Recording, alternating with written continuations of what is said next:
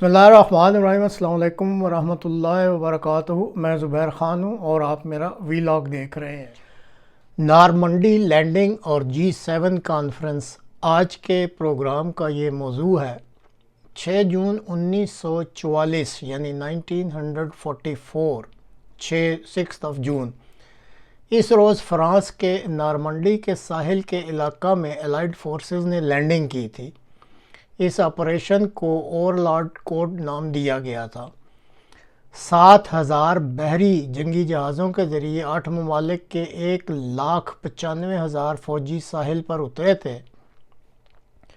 واضح رہے کہ دوسری جنگ عظیم کے اس مرحلہ پر اس وقت فرانس سمیت یورپ کے بڑے علاقہ پر نازی جرمنی کا قبضہ تھا۔ لینڈنگ کے دوران 10,300 فوجی ہلاک ہو گئے۔ تاہم 30 جون 2044 تک 8,50,000 فوجی، 1,48,000 فوجی گاڑیاں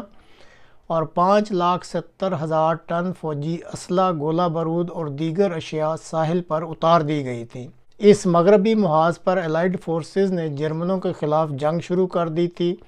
جبکہ مشرقی محاذ پر روسی افواج جرمنوں کے ساتھ برسر پیکار تھیں۔ اس جنگ کے نتیجہ میں 7 مئی 1945 کے روز جرمنی کے جنرل الفریڈ نے غیر مشروط طور پر ہتھیار ڈالتے ہوئے اپنی شکست تسلیم کر لی تھی۔ اسی نارمنڈی لینڈنگ کی یاد میں 6 جون 2024 کو فرانس کے اس علاقہ میں اس آپریشن کے 80 سال مکمل ہو جانے پر تقریبات کا انعقاد کیا گیا، جس میں امریکہ کے صدر جو بائیڈن خاص طور پر شرکت کے لیے فرانس پہنچے ہوئے ہیں۔ تقریب سے چند روز پہلے دوسری جنگ عظیم کے واحد زندہ امریکی فوجی ویٹرن رابرٹ پرزیشیٹی، جن کی عمر 102 سال تھی، اس تقریب میں شرکت کے لیے جاری سفر کے دوران 30 مئی کے روز دل کے دورہ کی وجہ سے انتقال کر گئے۔ اس تقریب کے دوران امریکی صدر کی یوکرائن کے صدر کے ساتھ سائیڈ لائنز پر لمبی ملاقاتوں کی وجہ سے دنیا بھر کے فوجی اور جنگی تجزیہ نگار خاصے حیران ہیں۔ امریکی صدر اٹلی میں 13 تا 15 جون تک منعقد ہونے والی G7 کانفرنس میں بھی شرکت کریں گے۔ اٹلی اور یوکرائن کے ذرائع کے مطابق یوکرائن کے صدر بھی G7 کانفرنس میں شرکت کریں گے۔ تاہم کیا یہ شرکت وہ بنفس نفیس کریں گے یا آن لائن ہوگی، اس بارے میں ابھی تک دونوں ممالک کی طرف سے کچھ بتایا نہیں جا رہا۔ اب نارمنڈی تقریبات اور پھر G7 کانفرنس کے موقع پر سب سے اہم ترین موضوع روس یوکرائن جنگ ہے، اور لگتا ہے کہ موجودہ امریکی صدر امریکہ میں صدارتی انتخاب سے پہلے اپنے یورپی حلیفوں کے ساتھ مل کر یوکرائن کو پوری طرح ہلا شیری دینے کے موڈ میں ہے کہ وہ امریکی اور ناٹو ہتھیاروں کی مدد سے روس کو فوجی میدان میں لوہے کے چنے چبوا دے۔ فرانس اس وقت امریکہ کا بہت بڑا ہم نوا بن کر سب سے زیادہ اچھل کود دکھلا رہا ہے، اور ناٹو ممالک یوکرائن کے لیے فوجی طیارے، جن میں F-16 بھی شامل ہیں، یوکرائن کو دینے کے لیے آمادہ ہیں، اور ساتھ ہی اس اسلحہ اور ساز و سامان کو پہلی مرتبہ روس کی سرزمین پر حملے کرنے کے لیے اجازت بھی دینے کے موڈ میں ہے۔ غالباً اس G7 کانفرنس میں اس معاملہ پر امریکہ اپنی یورپی حلیفوں کو رضامند کرنے کا ارادہ رکھتا ہے۔ یوکرائن کی فوج میں افرادی قوت کی دستیابی کے لیے امریکہ نے یوکرائن کو مجبور کر دیا ہے کہ وہ اپنی فوجی بھرتی کے لیے موبلائزیشن قانون کو تبدیل کر دے، اور اب 18 مئی 2024 سے یوکرائن میں رہنے والے یا دیگر ممالک میں رہنے والے یوکرائنی باشندے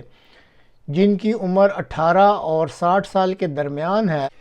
ان پر لازمی کر دیا گیا ہے کہ وہ اپنے آپ کو فوجی ملازمت کے لیے پیش کریں۔ دھوکہ دہی یا چیٹنگ کرنے والوں کو ملک یوکرائن کے اندر پولیس کے ذریعے گرفتار کر لیا جائے گا، اور غیر ممالک میں مقیم یوکرائنی اگر تعاون نہیں کریں گے تو ان کو ان ممالک میں قائم یوکرائنی کونسلر سروسز سے محروم کر دیا جائے گا۔ اب ان نئے اقدامات کے ذریعے جو نئے خطرات سامنے آئے ہیں، ان کے بارے میں ہنگری کے وزیر اعظم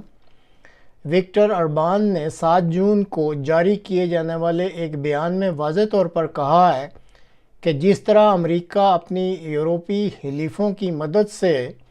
یوکرائن کو استعمال کر کے روس کو مسلسل غصہ دلا رہا ہے یا انگیخت کر رہا ہے، امریکہ کے اس رویہ کی وجہ سے اب یورپ اور روس کے درمیان وسیع ہوتی ہوئی نفرت کی خلیج ایک ایسے مقام تک پہنچ چکی ہے جہاں سے واپسی کی امید بالکل ہی ختم ہو چکی ہے۔ اس سلسلہ میں انہوں نے یورپی یونین کمیشن کے عہدیداروں کے ساتھ ساتھ فرانس کے صدر پر بھی سخت تنقید کی ہے۔ ہنگری کے وزیر اعظم کا کہنا ہے کہ ناٹو کی تنظیم بنیادی طور پر ممبر ممالک کے دفاع کے لیے بنائی گئی تھی، اور اب اس کو امریکہ اپنے مفادات کے لیے ایک نان نیٹو ممبر یعنی یوکرائن کے لیے جارحانہ رول میں استعمال کر رہا ہے، اور اس کے یورپی حلیف بغیر سوچے سمجھے امریکہ کے چکمے میں آتے جا رہے ہیں، اور کسی کو یہ سمجھ نہیں آ رہی کہ امریکہ تو یورپ سے ہزاروں میل کی دوری پر ہے، اور اگر یہ ایک مخصوص ریجن کا معاملہ تھا، اگر یہ تیسری عالمگیر جنگ میں بدل جاتا ہے جو کہ ہر صورت میں پھر وہ ایٹمی جنگ ہوگی، تو سب سے زیادہ نقصان تو یورپ کو ہی ہوگا۔ اور انہوں نے واضح کیا کہ اسی وجہ سے یورپ کی طرف سے جو $45 بلین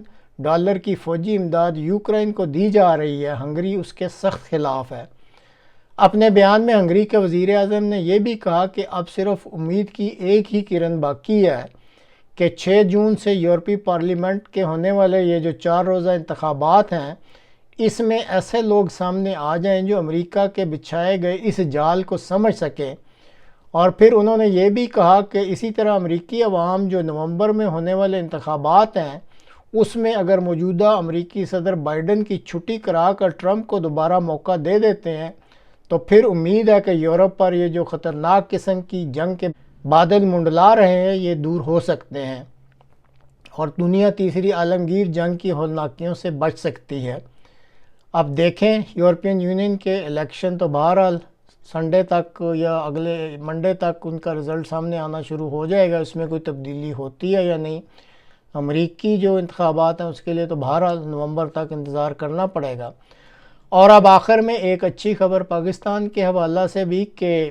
اقوام متحدہ کی جنرل اسمبلی نے خفیہ رائے شماری کے ذریعے سیکیورٹی کونسل کے جو 10 غیر مستقل اراکین ہوتے ہیں اور یہ 1 سال کے لیے منتخب ہوتے ہیں، ان میں سے اس سال جن 5 ممالک کا انتخاب کیا ہے